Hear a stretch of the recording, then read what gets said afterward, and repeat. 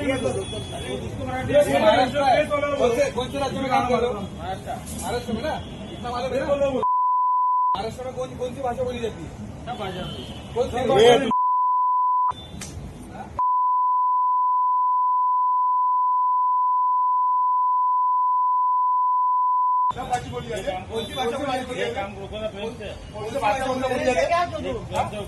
भाषा बोली मारा ही गया है ना, एक हिंदू को मारा गया है ना, एक हिंदू को मारा गया है। तो मुझे बोलना है कि इतनी हिम्मत जाके नल बाजार और मोहम्मद अली रोड में दिखाओ ना।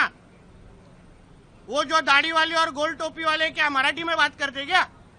शुद्ध मराठी में बात करते क्या? उधर जाने की, उनको कान के नीचे बजाने की हिम्मत नहीं है। जावेद अख्तर क्या मराठी में बात करता है क्या? आमिर खान क्या मराठी में गाता है क्या? उधर उसके मुंह से मराठी निकालने की हिम्मत नहीं है। ये गरीब हिंदू को क्यों मारने की हिम्मत कर रहे हो? ये सरकार हिंदू ने बिठाई है, हिंदुत्व विचार की सरकार है। इसलिए इस तरह की कोई भी अगर कोई हिम्मत करेगा तो हमारी सरकार भी तीसरी आंख खोलेगी। इतना मैं कहना चाहता हूँ। महादेव, कैसे हैं आप सब? उम्मीद करते हैं सब लोग खुश और स्वस्थ होंगे। आजकल एक ट्रेंड चला हुआ है जो कि मुझे लगता है कि इस चीज़ को अगर नहीं सुधारा जाएगा तो आगे इस चीज़ को लेकर के बहुत दिक्कतें आ सकती। लोगों को लगता है कि आप जिस स्टेट में हैं आप उस स्टेट की लैंग्वेज आना चाहिए। यही आप रिसेंटली आप देखें कि महाराष्ट्र में जिस तरीके से मनसे पार्टी के जो गुंडे कार्यकर्ता हैं, जिस तरीके से उस दुकानदार को सिर्फ मराठी ना बोलने की वजह से थप्पड़ मारा, इससे ये सोचने वाली बात है कि अगर सरकार जल्द से जल्द इसे एक्शन नहीं लेगी तो ये आगे बहुत बड़ा एक रूप ले सकता है।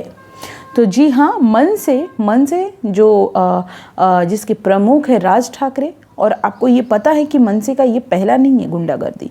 राज ठाकरे की पार्टी बहुत हमेशा से देखा गया है कि गुंडागर्दी और ये सब करते रही है। वही इस फिर से मीरा रोड की घटना है, मुंबई के मीरा रोड की घटना है, जहाँ पे एक दुकानदार को सिर्फ मराठी ना बोलने की वजह से उसे थप्पड़ मारा गया।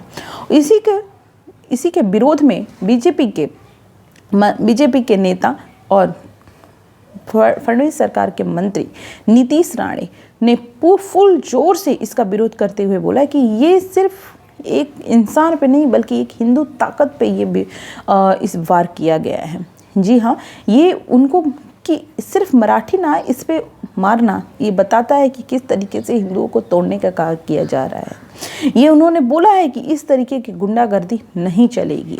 उन्होंने ये भी बात बोला है कि आपको इतनी ही दम है तो मोहम्मद अली और ये जगह पे जाके जहाँ पे मुस्लिम इलाका है, दाढ़ी टोपी वाले को मराठी बोल के दिखाओ। अगर इतना ही दम है तो जावेद अख्तर आमिर खान को हिंदी बोलने के लिए बोलो। तो ये मैं तो फिर से बोलूँगी, किसी को भी ये हक नहीं है कि वो अपनी भाषा थोपे। जिसको जो लैंग्वेज आती है, भारत देश ऐसा नहीं है कि ये सिर्फ अगर आप महाराष्ट्र के हैं तो वो महाराष्ट्र सिर्फ मराठियों का है, गुजरात के हैं तो वो सिर्फ गुजराती का है, और बिहार के हैं तो सिर्फ बिहारियों का है, ये कर्नाटका है कि तो सिर्फ कन्नड़ का है, तमिलनाडु है तो सिर्फ तमिलियन का है। ऐसा नहीं है। भारत पे हर एक चीज़ पे सबका उतना ही अधिकार है, और जिसको जो लैंग्वेज आती है वो खुल के वो बोलेगा। इस पर आप कोई भी जोर ज़बरदस्ती नहीं कर सकते हैं।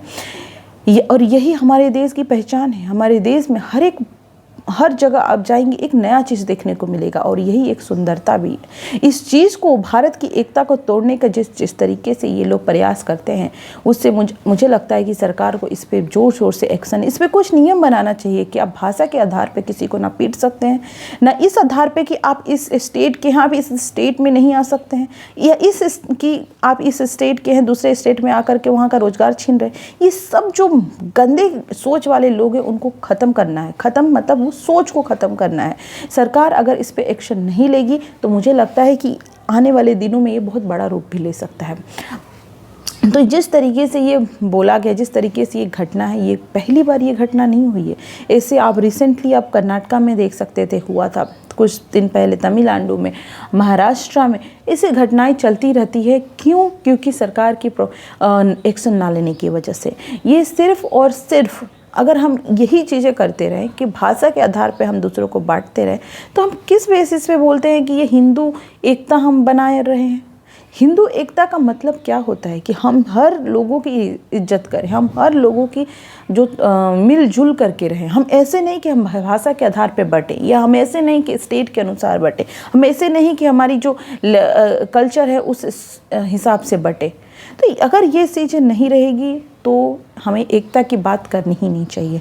और अगर ऐसे लोग कह रहे हैं तो सरकार अगर इस पर एक्शन नहीं लेगी तो ये चीज़ें आगे भी बढ़ सकती हैं। तो आप मुझे बताएं, देश के नागरिक होने के नाते क्या ऐसी घटनाएं भारत में होनी चाहिए क्या?